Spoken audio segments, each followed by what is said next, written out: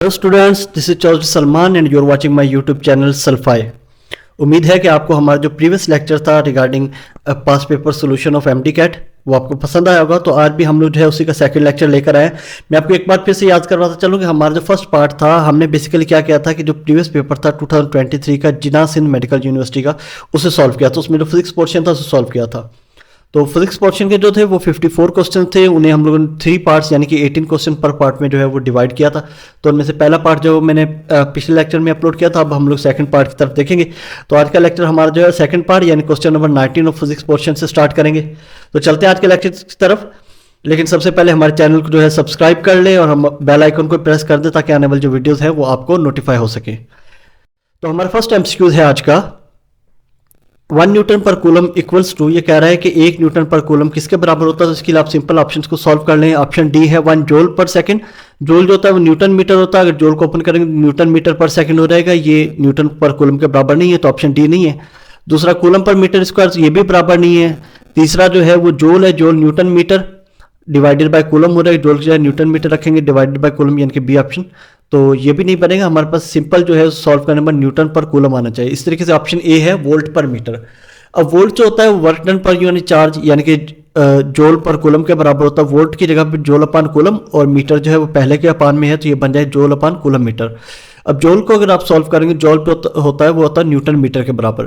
तो अगर आप इसको सॉल्व करेंगे जैसे मैं आपको बता रहा हूँ, एक पेज पे आप सिंपल लिखें वोल्ट की जगह न्यूटन अपान कूलम और मीटर का सॉरी जोल अपान कूलम और मीटर का मीटर लिख देंगे। इसके बाद जो है वो जोल के न्यूटन मीटर रखेंगे तो ऊपर न्यूटन मीटर आ जाएगा, नीचे कूलम मीटर, तो मीटर और मीटर ऊपर और नीचे का जो कैंसिल आउट हो जाएगा, बाकी आपके पास 1 न्यूटन पर कूलम बचेगा। तो इसका मतलब है कि 1 न्यूटन पर coulomb equals to option A 1 volt पर metre. So option A is correct option. Next MCQ देखते हैं हमारे पास क्या है। What will be the value of acceleration if a body of mass 0.5 kg is acted upon by a force of 10 Newton. ये कह रहा है कि अगर एक मास जो है 0.5 kg मास उस पर फोर्स लगा रहे हैं हम 10 न्यूटन, तो उसमें प्रोड्यूस होने वाली जो एक्सेलरेशन है according newton second law when we apply force on any object it produce acceleration. तो फोर्स लगेगी तो एक्सेलरेशन मिलेगी। अब 10 न्यूटन फोर्स लगाने पर कितनी एक्सेलरेशन मिलेगी, तो इसको न्यूटन के सेकंड लॉ F=ma से ही सॉल्व करेंगे। ए की वैल्यू अगर आपने एक्सेलरेशन की मालूम करनी तो मास मल्टीप्लाई करें एक्सेलरेशन के साथ, उस तरह जाए फोर्स को डिवाइड करेगा। तो फोर्स है 10 न्यूटन, मास 0.5 न्यूटन 5 किलोग्राम, तो 10 को जब 0.5 से डिवाइड करें तो इसकी वैल्यू आएगी 20 मीटर पर second square. So option D the acceleration produce in that body will be equal to 20 metre पर second square is correct option. Next MCQs is what is the time rate of change of linear momentum. ये कह रहा है कि linear momentum को time rate से change करें तो वो क्या प्रोड्यूस होगा, वो किस चीज़ को कैलकुलेशन के इस्तेमाल कर सकते हैं। तो ये न्यूटन के सेकंड लॉ को भी हम लोग डिफाइन करते हैं F=ma। तो अगर आप एक्सेलरेशन को delta v over delta T करेंगे तो ऊपर m डेल्टा वी जो है वो मोमेंटम बन जाएगा, नीचे टाइम। तो change in momentum with respect time is equal to force. तो न्यूटन के सेकंड लॉ को rate change of linear momentum से भी हम लोग डिफाइन कर सकते हैं जो फोर्स को डिफाइन करता है। So option B is correct option force. Next MCQ is radiations are dangerous to living organism because they damage the cell by option A by producing ions in cell, option B by increasing the temperature of the cell, option C by decreasing the number of the cells, option D by destroying the cells। अच्छा, ये कह रहा है कि radiation जो है वो living organisms के लिए डेंजरस होती हैं, जैसे अल्फा बीटा वगैरह हो गई या गामा हो गई, तो वो रेडिएशन डेंजरस होती हैं। ये डैमेज जो सेल को डैमेज करते हैं वो किस तरीके से करती हैं, आयंस प्रोड्यूस करके, उनके टेम्परेचर को इंक्रीज करके, या सेल के नंबर को डिक्रीज करती हैं, या सेल्स को डिस्ट्रॉय करती हैं। देखिए सेल को डैमेज तो करती हैं और सेल को डिस्ट्रॉय भी कर सकती हैं, लेकिन वो तरीकाकार उसका ये है कि जब कोई रेडिएशन हमारी बॉडी में या लिविंग ऑर्गेनिज्म की बॉडी में पेनिट्रेट होती है तो वो क्या करते हैं वहाँ के एटम्स को आयनाइज कर देती है, उसके अंदर जो इलेक्ट्रॉन्स होते हैं उनको आयनाइज कर देती है। जब वो आयनाइज हो जाते हैं तो जिस सेल के वो एटम होंगे उस सेल को वो डिस्ट्रॉय कर देंगे, उसे डैमेज कर देंगे। तो रेडिएशंस क्या करती हैं, आयनाइजेशन करती हैं हमारी बॉडी में, एटम्स को आयनाइज करके सेल्स को जो है डिस्ट्रॉय करते हैं।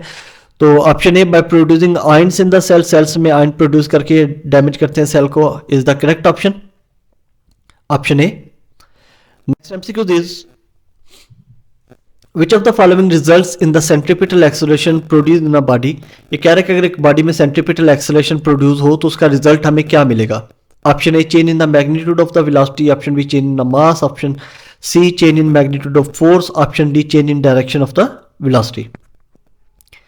अच्छा, सेंट्रीपिटल एक्सेलरेशन से ऑप्शन ए जैसे change in magnitude of the force, तो सॉरी वेलोसिटी, तो वेलोसिटी का मैग्नीट्यूड चेंज नहीं होगा। अगर लीनियर एक्सेलरेशन होती तो वेलोसिटी डेफिनेटली वो चेंज होनी थी, लेकिन ये है सेंट्रीपिटल, सेंट्रीपिटल का मैग्नीट्यूड से कोई लेना देना नहीं है, मैग्नीट्यूड सेम रहता है। इस तरीके ऑप्शन बी चेंज इन मास, तो मास के साथ भी इसका कोई लेना देना नहीं है। इस तरीके से ऑप्शन सी जो है change in the magnitude of the force, force लगाने की वजह से एक्सेलरेशन मिली है, एक्सेलरेशन जो है वो फोर्स के मैग्नीट्यूड को चेंज नहीं करेगी। बेसिकली सेंट्रीपिटल एक्सेलरेशन से वेलोसिटी की जो डायरेक्शन है वो चेंज होगी, वो सर्कुलर पाथ में जो है वो चेंज हो जाएगी। तो वेलोसिटी का मैग्नीट्यूड सेम रहेगा लेकिन उसकी डायरेक्शन बार बार चेंज हो जाएगी, तो हम लोग कह सकते हैं कि सेंट्रीपिटल एक्सेलरेशन में change in direction of the velocity आएगा। देखिए एक्सेलरेशन की डेफिनेशन भी यही है कि रेट चेंज ऑफ वेलोसिटी, तो वेलोसिटी में दो किस्म से चेंजिंग आ सकती है, एक मैग्नीट्यूड और एक डायरेक्शन से। तो मैग्नीट्यूड तब आता है जब लीनियर फोर्स या लीनियर एक्सेलरेशन प्रोड्यूस हो, उसमें तब मैग्नीट्यूड में चेंजिंग आती है। लेकिन यहाँ पर सेंट्रीपिटल एक्सेलरेशन, तो इसका मतलब सिर्फ उसकी डायरेक्शन में चेंजिंग आएगी, मैग्नीट्यूड में किसी किस्म की चेंजिंग नहीं आएगी। So option D change in direction of the velocity is correct option. Next MCQs is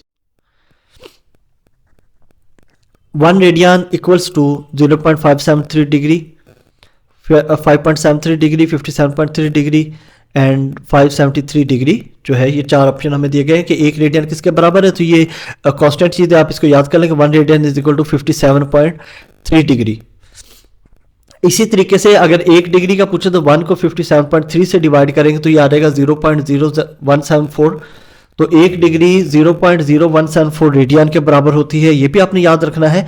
और इसी तरीके से एक सर्कल में कितने रेडियन आते हैं, यानी कि एक रेडियन तो 57.3 है डिग्री है, तो एक सर्कल में 360 डिग्री होती है। तो अगर मैं कहूँ कि पूरे सर्कल में कितने रेडियन आएंगे तो आप इसकी वैल्यू को 2 पाई आर, तो आर तो है रेडियन 57.3, तो जब इसको 2 पाई यानी कि 2 मल्टीप्लाई बाय 3.142 से मल्टीप्लाई करेंगे तो इसकी वैल्यू जो आ जाएगी वो आएगी 6.284 सॉरी, या 283, तो 6.28 यानी कि तकरीबन 6.25 रेडियन जो है वो एक सर्कल में आते हैं। इसको निकालने का तरीका 2 पाई आर, आर की वैल्यू तो आपको दी हुई है ऑलरेडी, तो आपने आर को नहीं छेड़ना। 2 पाई, पाई की वैल्यू तो 3.142, तो 3.142 को जब 2 से मल्टीप्लाई करें 6.284 जो आ जाएगा, तो इसका मतलब 6 रेडियन जो है 6.28 रेडियन एक सर्कल में होते हैं। Next subsequence is a wheel of bike rotates from rest and achieves 6.28 radian per second in 2 seconds. What is its angular acceleration? अच्छा, एंगुलर एक्सेलरेशन के बारे में पूछ रहा है, तो एंगुलर एक्सेलरेशन का जो फार्मूला होता है वो होता है alpha is equal to delta omega over t, यानी कि जैसे लीनियर एक्सेलरेशन का होता है a is equal to delta v over t, इसी तरीके से एंगुलर एक्सेलरेशन को ए की जगह पे अल्फा और डेल्टा वी की जगह delta omega.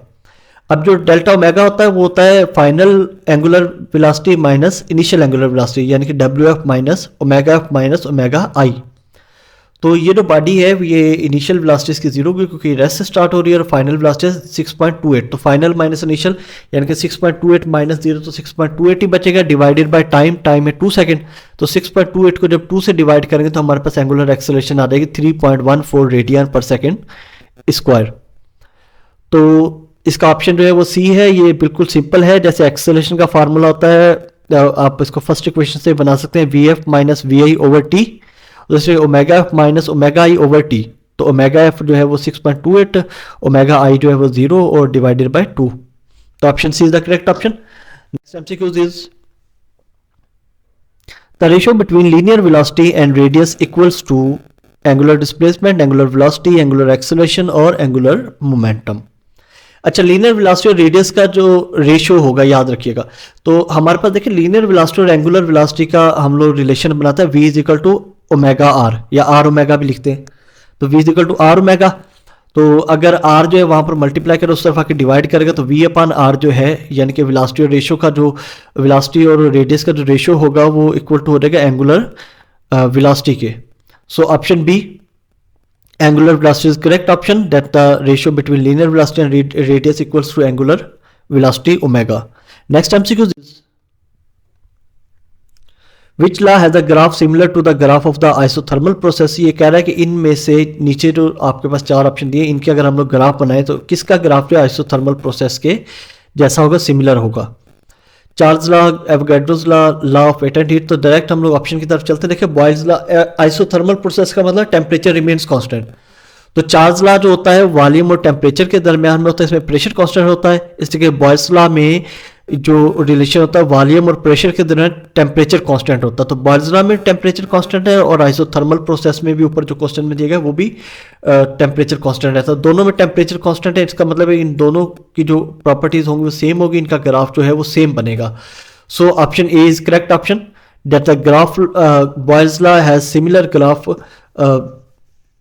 similar to the graph of isothermal process. Next MCQ is, देखिए मेरी स्पीड जो है वो मैं कोशिश कर रहा हूँ कि थोड़ी सी अपनी स्पीड जो है बोलने की इंक्रीज़ करूँ ताकि हमारे जो क्वेश्चंस हैं वो कम से कम टाइम में हो। मैं नहीं चाहता कि हमारी वीडियोस बहुत ज़्यादा लेंथी हो और बच्चे जो हैं वो लेंथी वीडियो से ज़्यादा बात है वो बंदा जो है वो थोड़ा सा उसको इग्नोर करता है, कहता है कि जल्द से जल्द मैं ज़्यादा से ज़्यादा पढ़ पाऊँ। शॉर्टकट करने के तरीके होते हैं, तो हमारी भी यही कोशिश होती है कम वक्त में ज़्यादा से ज़्यादा आपको जो है वो डेटा प्रोवाइड किया जाए, ज़्यादा से ज़्यादा नॉलेज दी जाए। तो इसलिए मेरी थोड़ी सी स्पीड ज़्यादा है, उम्मीद है कि आपको ये समझ आ रही होगी। इन केस अगर कोई डिफिकल्टी है तो आप जो है अपनी स्पीड जो है वीडियोज़ की वो थोड़ी सी डिक्रीज़ कर सकते हैं या मुझे कमेंट में जो है बता भी सकते हैं इस बारे में। So next MCQ is, due to sudden rain, अगर अचानक बारिश हो जाती है, which of the following is true for the car moving on the road. तो कार जो एक रोड पर मूव कर रही है तो उसके लिए नीचे दी गई में से चार में से कौन सी चीज़ जो है वो करेक्ट होगी। Force of engine decrease, engine की फोर्स डिक्रीज नहीं होगी क्योंकि वो रेन पर डिपेंड नहीं करती।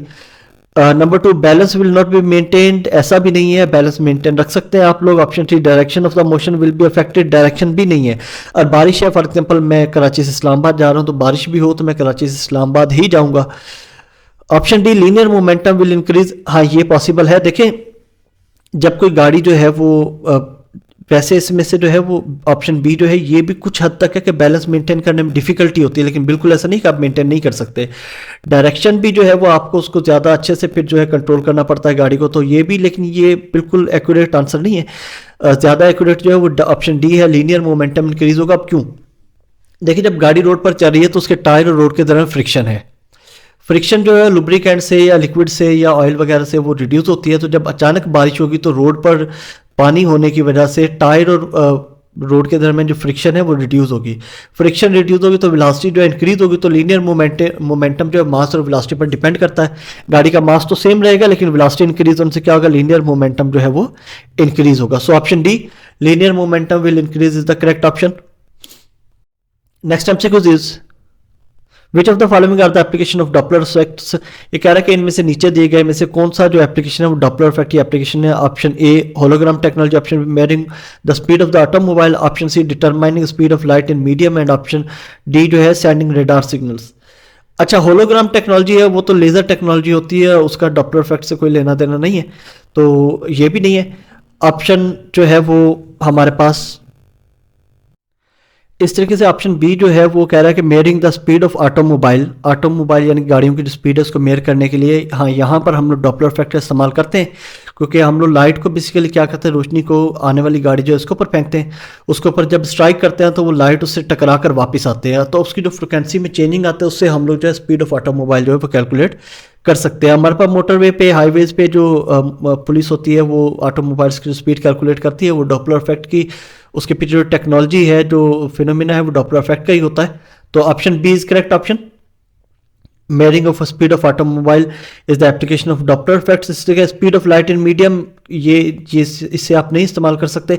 इसे सेंडिंग रेडार सिग्नल, ये बेसिकल रेडियो वेव्स हम लोग करते हैं रेडार में जो है वो इस्तेमाल, तो सेंडिंग से कुछ नहीं है। लेकिन यहाँ पर भी अगर आप कोई एरोप्लेन जो है या कोई फाइटर जेट या कोई किसी और चीज़ की अगर स्पेस में, जैसे एटमॉस्फेयर में, जैसे कोई हेलीकॉप्टर हो गया, एरोप्लेन हो गया, फाइटर जेट हो गया, तो उनकी अगर आपने स्पीड वगैरह देखनी है तो उनको डिटेक्ट करने के लिए आप डॉपलर इफेक्ट का इस्तेमाल करते हैं।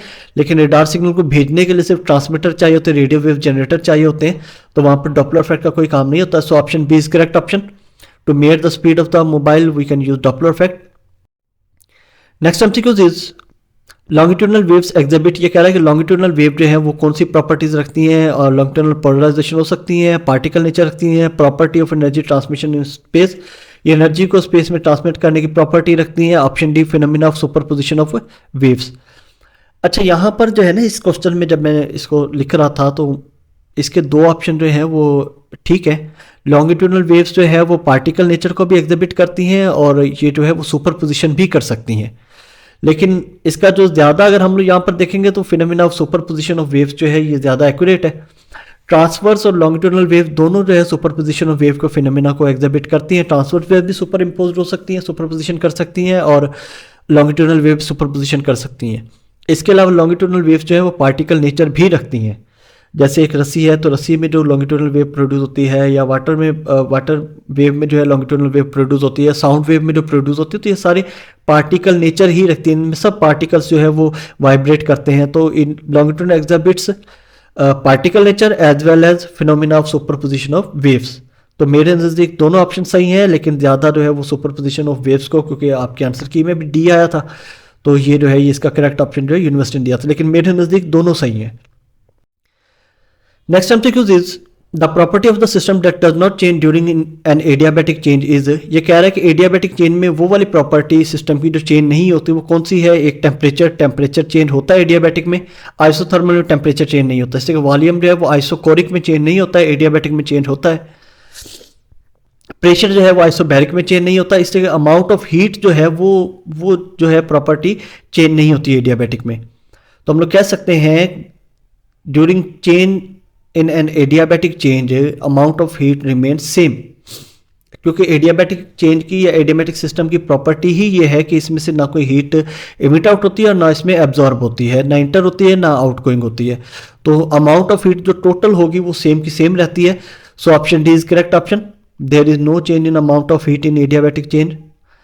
Next MCQs is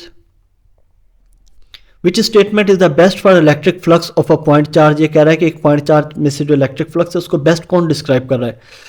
option a independent of charge, के इलेक्ट्रिक फ्लक्स जो पॉइंट चार्ज का है वो चार्ज के इंडिपेंडेंट है। चार्ज के इंडिपेंडेंट नहीं होता, क्योंकि चार्ज पर ही डिपेंड कर, चार्ज ज़्यादा होगा तो फ्लक्स ज़्यादा है, चार्ज कम है तो फ्लक्स कम है, और चार्ज नहीं है तो फ्लक्स नहीं होगा। इंडिपेंडेंट ऑफ मीडियम, मीडियम पर भी डिपेंड करता है, अगर रास्ते में आप मीडियम रख भी देंगे, और बाद में मीडियम पर डिपेंड नहीं भी करता फ्लक्स, ये भी याद रखना। इस तरीके से ऑप्शन सी जो है independent of shape of surface in which charge is enclosed, and option D independent position of the charge. Position पर भी डिपेंड करता है, जैसे जैसे चार्ज जो है वो अगर उसका डिस्टेंस बढ़ता जाएगा तो फ्लक्स की इंटेंसिटी जो है वो कम होती जाएगी, इलेक्ट्रिक फ्लक्स हमें कम मिलेगा। Option C independent of shape of surface, तो ये सही है कि इलेक्ट्रिक फ्लक्स जो पॉइंट चार्ज से निकलने वाला होता है वो सरफेस की शेप और साइज पर डिपेंड नहीं करता है, वो सिर्फ एरिया पर डिपेंड करता है। शेप कोई भी हो वो उसमें से फ्लक्स जो है वो इमिट आउट होगा, तो ये शेप और साइज पर जो है वो डिपेंड नहीं करता है। So option C is correct option, that the electric flux of a point charge is independent of shape of surface in which charge is enclosed. अच्छा, इसके अलावा किसी हद तक ये मीडियम पर भी डिपेंड करता है, ये इंडिपेंडेंट नहीं होता है। तो बेस्ट जो है वो हमारे पास सी है, it is the independent of shape of surface. अच्छा सॉरी, माफ कीजिएगा, बी ऑप्शन है इंडिपेंडेंट ऑफ मीडियम। तो ये मैं कह रहा था कि electric flux independent of medium भी किसी हद तक होता है, मीडियम पर डिपेंड नहीं करता, तो इंडिपेंडेंट हो सकता है, लेकिन यहाँ पर जो बेस्ट ऑप्शन है वो independent of shape and size of the surface है। Option C is correct option. Next MCQ is in beta positive decay the nuclear number is conserve, not conserve, unstable, stable. अच्छा, beta positive देखिए, हमारे पास जब एक proton neutron में convert होता है या न्यूट्रॉन प्रोटॉन में कन्वर्ट होता है तो हमारे पास बीटा नेगेटिव या बीटा पॉजिटिव जो है वो प्रोड्यूस होते हैं।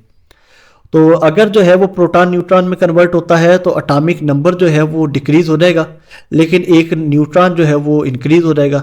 तो सम ऑफ जो प्रोटॉन और न्यूट्रॉन है वो सेम रहेगा, यानी कि न्यूक्लियर नंबर जो है या मास जो है वो सेम रहता है। तो बीटा पॉजिटिव हो डिके हो या बीटा नेगेटिव डिके हो, इन बोथ केसेस जो न्यूक्लियर नंबर होता है वो सेम रहता है या मास जो है वो सेम रहता है। हाँ, एटॉमिक नंबर चेंज होता है, ये याद रखना, लेकिन न्यूक्लियर नंबर या मास नंबर जो है वो कंजर्व रहता है। Option is correct option.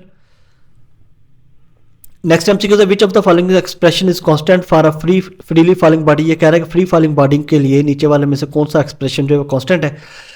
तो option C sum of potential energy and kinetic energy remains constant. ये याद रखिए, फ्री फॉलिंग बॉडी में आप किसी भी जगह पर अगर एनर्जी कैलकुलेट करेंगे उस बॉडी की तो टोटल एनर्जी यानी कि potential energy plus kinetic energy वो कंजर्व रहती है, वो कांस्टेंट रहती है। So option C at any position for free falling body total energy, it means potential energy plus kinetic energy remains constant. So mgh plus 1/2 mv square half mv square ये constant रहेगी। ऑप्शन सी is correct option.